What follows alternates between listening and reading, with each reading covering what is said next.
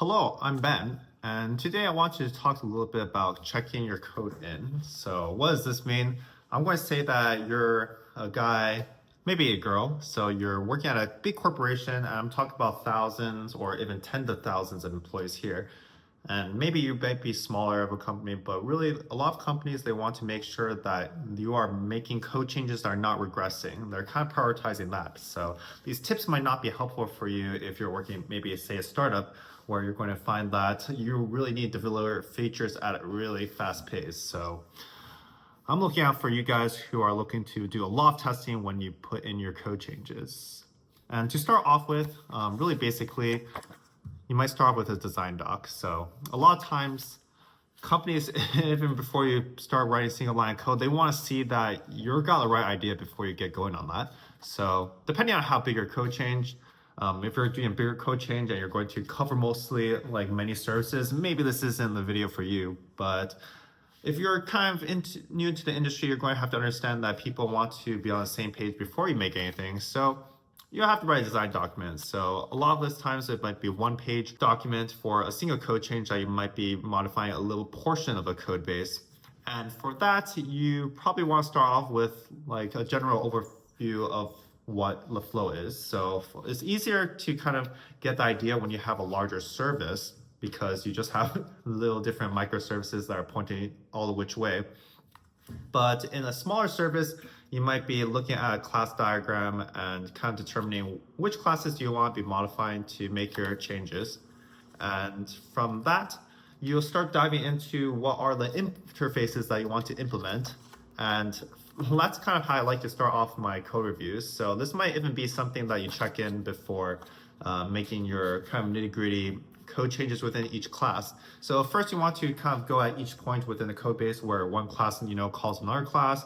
You might be introducing new objects or classes in addition to that. But you want to pretty much take an approach to the whole architecture at once and look at what are the ways that people are going to use it in the future. So a lot of times, if you're using Java or C#, that's going to involve actually just creating interfaces or updating those first. I like to keep it small, not to do a lot of implementation, because usually if you're just modifying the interfaces, I can't imagine that you're going to be updating more than like 4 or 5, and maybe some data objects that you introduce, as the name says, they'll be transferring data between one class to another.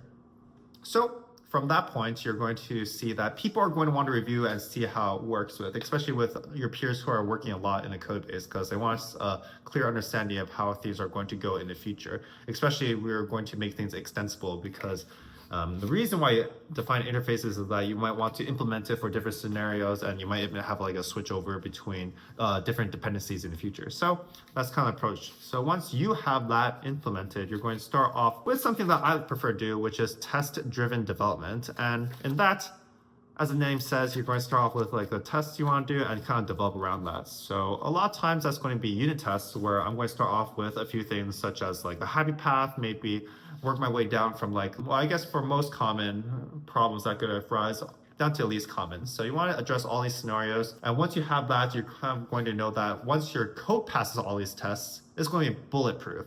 So that's why I like to start off with a test first and then write the code around that. Even when you come back to it, you can kind of see what are code paths that you may have missed with your tests and kind of work your way around that. But ultimately, you're going to have most of your PR implemented at that point. But our journey is only halfway over. So once you get your reviews in, I would say not necessarily a review is going to happen at this point. So you would probably want to work on your test environment. And things can go wrong in your test environment. So that's a place that you might want to do before you check your PR. This will depend on how difficult it will be to check your changes into a test environment. So I would say that if you can just spin up your test environment in like 10-20 minutes and get your code change in there, that's ideal to kind of put in before the review for your peers. But sometimes it might take like a day or so, which is, I guess, less common today, but I've definitely seen it happen. So you might want to even do those in parallel.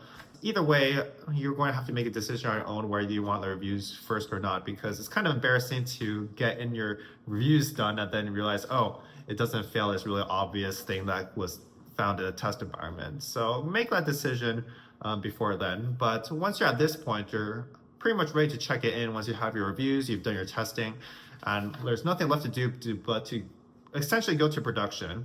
And by that, I would just say check it in, but don't check out, because things can still go wrong. I mean, no amount of reviews and testing can really, prepare code for what is it like in the real world of production. I would say that it will end up being like more of different stages of environments that are production light. So it depends on the nomenclature of your company, but sometimes you have alpha, beta, gamma, prod, or even, let's say, pre-stage, stage, pre-prod, prod. But either way, you're going to have a few environments that you're going to want to test, and there's going to be different testing. There might be stress tests happening on the beta platform or functional integration tests. All sorts of things may happen at this stage, and you gotta keep track of it and make sure that nothing went wrong with your code. If something happens, then you might have to revisit and check in another change before you can kind of revisit how your thing is going. Ultimately, it'll progress through these stages and ultimately make it to prod, and at prod, you even have to check again. So at this point, you're going to have customers rolling in and using things, so you're going to have to look at metrics and logs that you have introduced into your code while there. And once you have that settled down, you got your business metrics going and everything is smooth, then you might be able to rest easy at this point. So I'll say that those are pretty much the main steps I want to cover. So with a design doc, you also want to check in your interfaces, implement it with unit tests. I prefer the test-driven approach.